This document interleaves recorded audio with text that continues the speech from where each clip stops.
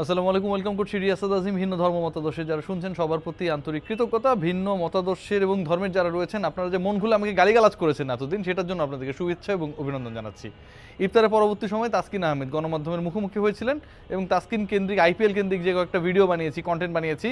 এরপরে আমি অন্য ইস্যুতে কন্টেন্ট বানানোর পরও সেখানটায় গিয়ে আপনারা কমেন্ট করেছেন, ভাই আইপিএলের আপডেটটা কী?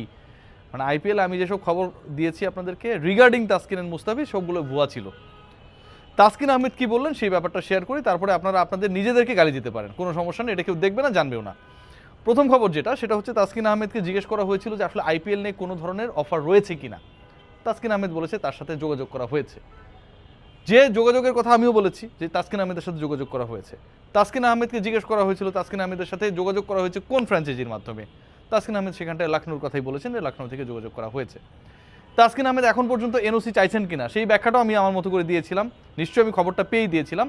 না চাইবার বা এনওসি না চাইবার ক্ষেত্রে তাসকিন আহমেদের যে ব্যাকগ্রাউন্ড বা যে রিজনটা ছিল সেটা হচ্ছে ফাইনালাইজেশন না হওয়া পর্যন্ত আমি একটা নতুন জবে যাব, সেখানকার অ্যাপয়েন্টমেন্ট লেটার না পাওয়া পর্যন্ত তো আমি আবার পুরনো জবকে না করতে পারবো না।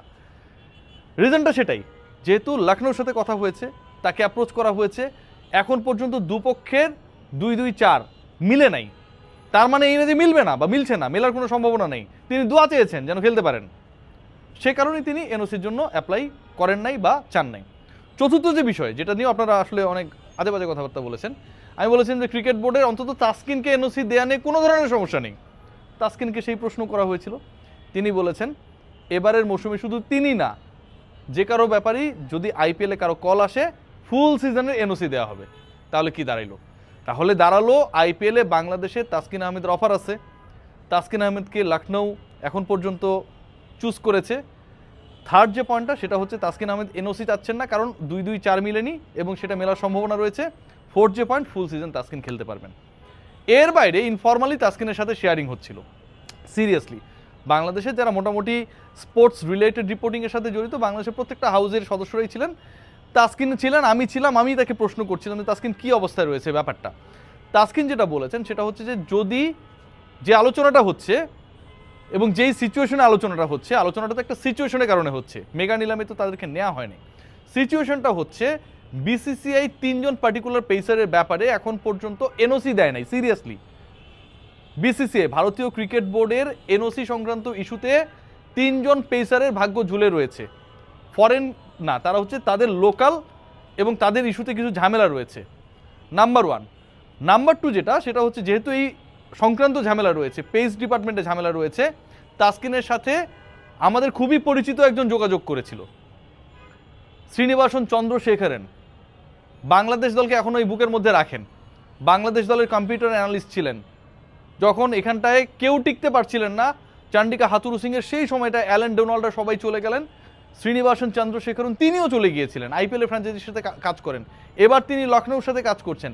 তিনি তাসকিনের সাথে যোগাযোগ করেছেন এবং কি বলেছেন শোনেন এবার, যে তাসকিন, আমরা এই মুহূর্তে যে সিচুয়েশনে রয়েছি, তুমি আমাদের প্রথম পছন্দ, রিপ্লেসমেন্টে তুমি আমাদের প্রথম পছন্দ, you are our first choice. সত্যিই কথা বলেছে, নিশ্চয়ই তাসকিনকে উদ্ধৃত করে আমি ফাউল কথা এখানটায় বলবো না। তাহলে কি দাঁড়াইলো? মেগা অকশনের বাইরে থেকেও ক্রিকেটারদের সম্ভাবনা রয়েছে, মেগা অকশনের বাইরে থেকেও ক্রিকেটারদের ব্যাপারে আলোচনা রয়েছে। তাসকিন আহমেদকে লখনৌ নিতে চায় এবং তিনি প্রথম পছন্দ। যে কোনো সময় এটা ফাইনালাইজ হতে পারে এবং এই ফাইনালাইজেশনের সম্ভাবনা খুবই বেশি। আজকে তাসকিন যে কথাটা বলেছেন যে এটা একটা লং টুর্নামেন্ট, 2-2.5 মাসের টুর্নামেন্ট রে ভাই, এবং সবচেয়ে চ্যালেঞ্জে কারা থাকে? যারা আসলে পেস ডিপার্টমেন্টে কাজ করে।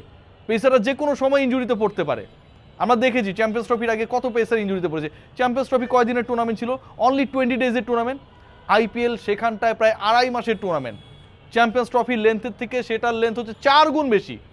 সেই পার্টিকুলার টুর্নামেন্টে বাংলাদেশের হয়ে তাসকিন আহমেদকে ফাইনালাইজেশনের একটা পর্যায়ে রয়েছে।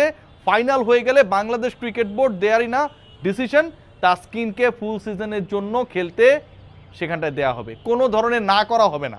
পেছনের কারণ রয়েছে 2টা। 1 নাম্বার কারণ যেটা, সেটা হচ্ছে আইপিএলে তাসকিন ডিজার্ভিং ক্যান্ডিডেট। এই যে বাংলাদেশ বিভিন্ন ফ্র্যাঞ্চাইজি লিগে ক্রিকেটারদেরকে খেলতে দেয় না, আফগানিস্তানে তারা ইমপ্রুভ করেছে, আমরা কি করেছি? জিম্বাবুয়ের বিপক্ষে খেলে আমরা নিজেদের পচিয়েছি। সো ওই নীতি থেকে বাংলাদেশ ক্রিকেট বোর্ড সরতে চায়, খুবই ভালো। দ্বিতীয় যে পয়েন্টটা, সেটা হচ্ছে বাংলাদেশ যেহেতু পরের এশিয়া কাপ এবং একই সাথে ওয়ার্ল্ড কাপ, গুরুত্বপূর্ণ কিন্তু দুটো টুর্নামেন্ট টি-20 ফরম্যাটে খেলবে। একটা টুর্নামেন্ট মাস্ট টি-20 ফরম্যাটে ইন্ডিয়াতেই হচ্ছে, ওয়ার্ল্ড কাপ। সো আপনি ওখানটায় গিয়ে খেলবেন না? আপনার প্রিমিয়াম পেসার যদি সুযোগ পায় সেই সুযোগটা করে দিবেন না? সেই অবস্থায় রয়েছে বাংলাদেশ ক্রিকেট বোর্ড যে তাদের মধ্যে কোনো না নেই। Overall the situation is that not only Taskin, মোস্তাফিজের ক্ষেত্রেও যদি কোনো ধরনের কনফার্মেশন থাকে, অফার থাকে এবং সেটা যদি ফাইনালাইজেশন হয়, বাংলাদেশ ক্রিকেট বোর্ডের পক্ষ থেকে কোনো না নেই।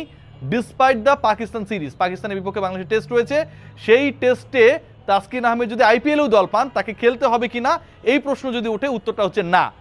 মুস্তাফিজ তাসকিন যদি একই সাথে দল পান পাকিস্তানের বিপক্ষে টেস্ট সিরিজের ওই সময়টায়, তারপরও বাংলাদেশ দল কোনোভাবেই বাংলাদেশের কোনো ক্রিকেটারকে আটকাবে না। বাংলাদেশের শর্টার ভার্সনে খেলাও রয়েছে, আপনারা জানেন, সেটাও পাকিস্তানের সাথে রয়েছে, সেখানটাও তাদেরকে আটকানো হবে না।